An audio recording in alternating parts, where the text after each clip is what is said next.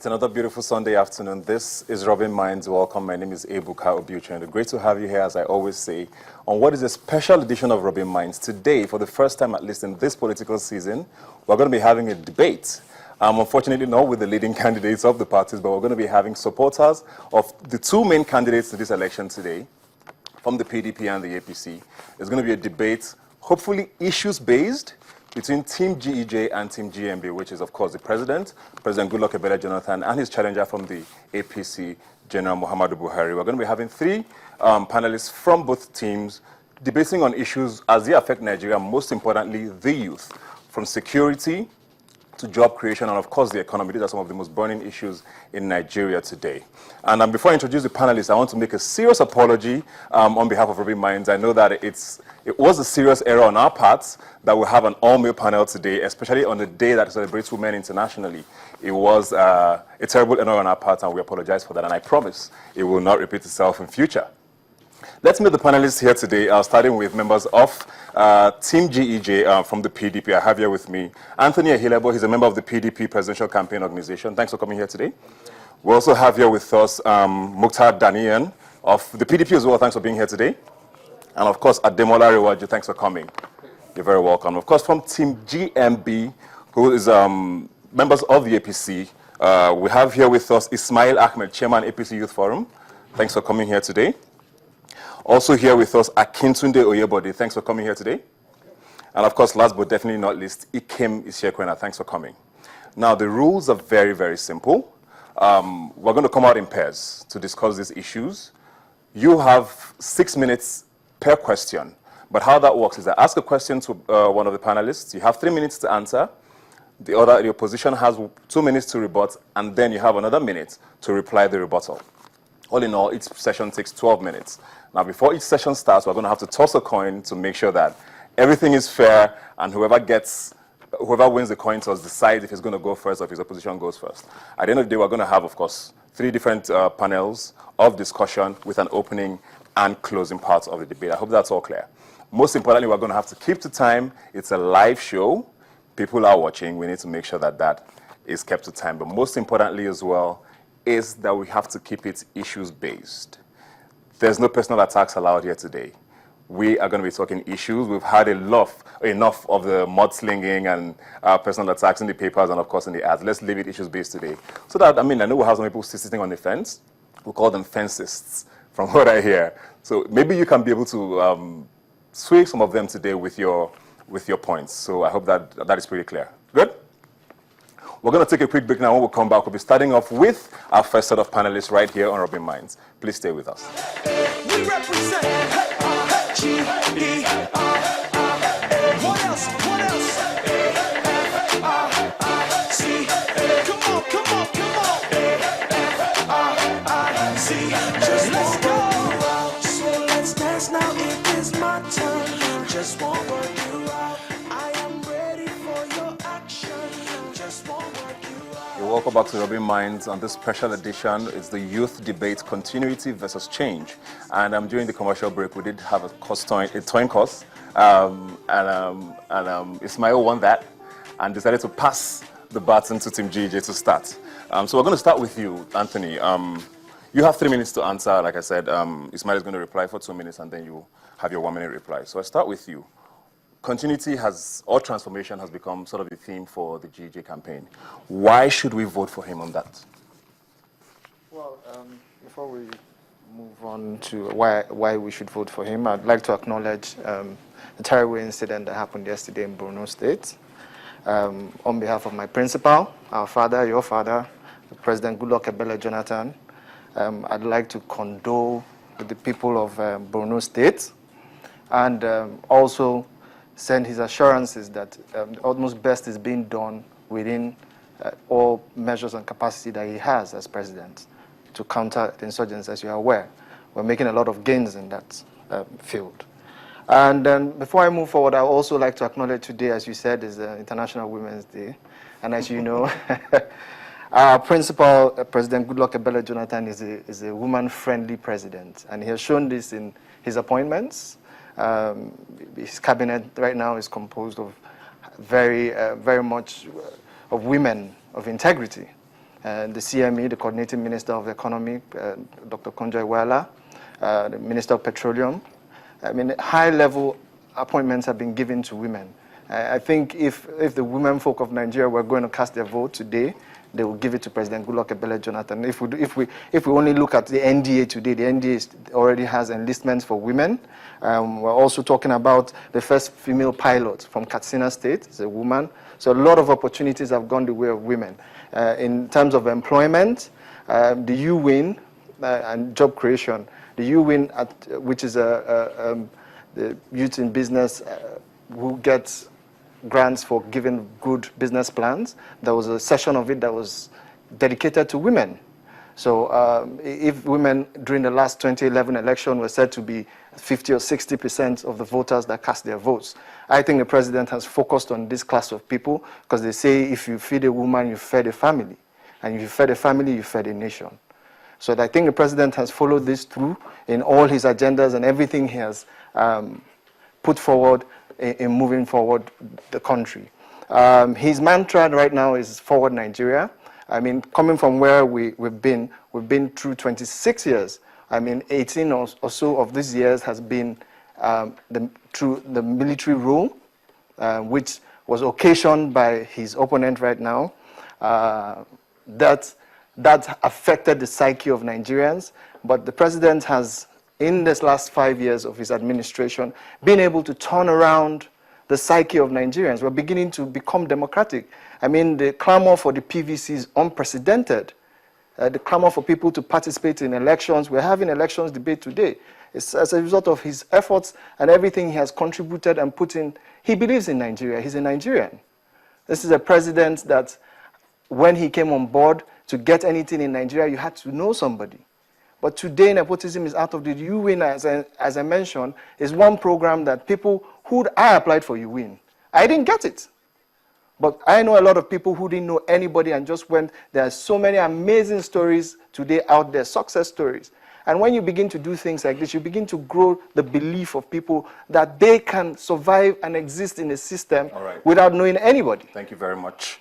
Ismail, he pointed out women, he talked about electoral reforms. These are some of the things. Did anything stand out there for you, too, Mint?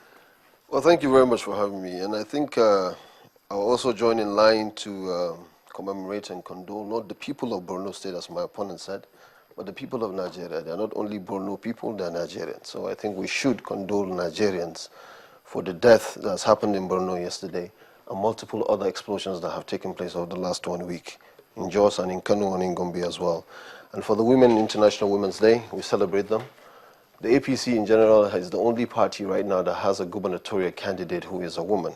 We don't pick and choose. We don't give them opportunities as if it's an affirmative action, as if they are a special interest group. We give them opportunities in clear political contest.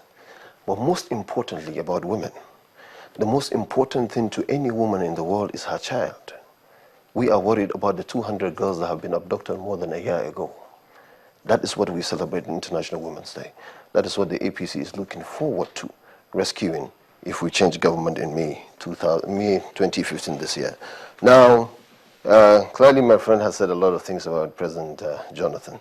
Wish him success in the fight against insurgency because we are Nigerians who want to see this carnage stop. But the bottom line is that this government has simply failed in the basic tests of fairness, equitability, and common decency. And that is why there must be change in this country. Thank you very much. Thank you very much. Anthony, I don't know if anything stood out there for you in what he said. You want to clarify? When he says the president has failed, I would interrogate that statement with a lot of cautiousness, because when you say a man has failed, you see the agri sector is performing. And you say a man has failed, this is a man that has brought about industrial revolution. They are producing cars in Nigeria. Do you know when last that happened? The trains are back. The roads in Nigeria are getting fixed. We have 25,000 kilometers of paved road right now. It leads you to question the change that my friend is offering. This change to us is a bit strange. You know, you interrogate the content of this change and you don't find substance. We're talking about a president that has delivered on almost every mandate. He says we don't have a fair Nigeria. People apply. I keep going back to the UN because to me it's an amazing, it's one of the first initiatives in Nigeria that you can talk about that you didn't need to know anybody to get the benefit. There's the Shopee GIS. You don't need to know anybody. People are being placed in organizations where they're trained and later on employed. If you talk about job creation, I was looking at the recent job creation statistics. We have 1.3 million jobs, as the ND had said. We said the BOI with all the disbursements they've given. Your time there is up. Thank you very much. We're going to switch over to you now, Ismail. I know your mantra is change. Yes. It seems to be the theme for your campaigns in particular. Why is that an option? Well, because I think it is the only option left. Because continuity of what? Of high rising foreign exchange rate that affects every other commodity, that has multiple effects, devastating multiple effects. Or the insurgency that has killed a lot more people since the Civil War. What exactly should we continue? Change is the only option left for the people of this country, for the survival of the system and for the survival of this country. And let me tell you something. Change means a lot of things to a lot of different people. But we are not preaching change in style, we're preaching change in substance as well. What this ticket of APC is bringing, of General Muhammadu Buhari and Professor Yemi Osinbajo, what they are preaching in simple terms is that this country has had beautiful economic blueprints and wonderful conference reports. Starting from 1995 to date, they are still sitting in front of the president's desk for implementation. It has not been implemented. What has always been lacking is the simplicity of absolute honesty on the part of the people who are leading this country. The ferocious patriotism that was born out of years and decades of struggle, both personal and official, of General Muhammadu Buhari in particular, to keep this country as an indivisible entity. That is what we are looking for, that honesty, that ferocious patriotism that you don't see in leaders, that decency to be upright, that credibility, that integrity to implement what is right and stay away from the easy discretion of what is wrong. That is what is needed in leadership today. That is what the APC ticket is bringing on board, and that is what change means. Because once you have that, the fish rots from the head. Once you have that, then it has an unbelievable ripple effect that goes round the economy, security, education, social services, health, and most importantly, the fight against insurgency. You will see change because we promise change. And we are coming from the part of a track record that has been proven over the last several years of a man who has been consistent on what he believes in. That is what the APC is preaching as change. Thank you. Thank you very much, Ismail, for keeping to time there and not letting me stop you. Anthony, you have any points there that stood out for you? Oh, for me, the first word that stood out was ferocious. I mean, we have a president that is a leader of people. He understands the people. He's not a ferocious leader. He's a leader that is calm, discerning, and has a PhD. That, I think, counts to how he handles a lot of things. It shows his depth of knowledge. And like I said, we must interrogate the content of this strange change that is being offered to Nigeria. I know for a fact that change is a process, not an event. And the processes the president has put together has shown the real change that Nigeria needs to move forward. We're building on a substructure right now that has been laid down, and I expect Nigerians to see the superstructure with time. But we're on that road. Thank you very much, Anthony. I like how you guys have been very, very on point there with your time. Ismail, in 1 minute, please. Well, when he said that ferocious, the word ferocious is a ferocious patriotism. You cannot use nomenclature to change what I've said. So let's stick to facts right now, because it seems that the opposing side seems to be going away from facts all the time. I said ferocious patriotism as an English language. And then this president that we all want to love as much as we want, that wants change from institutionalized change, is what they say, is the same president that we have seen under his government, that an arm of government, a constitutional arm of government, was stopped. The National Assembly, the Speaker of the Federal House of Representatives, was stopped by the police from going into the chambers of the National Assembly to do his constitutional function. To me, that is not institutional change. To me, that is a dangerous and diabolical method used in the calm waters.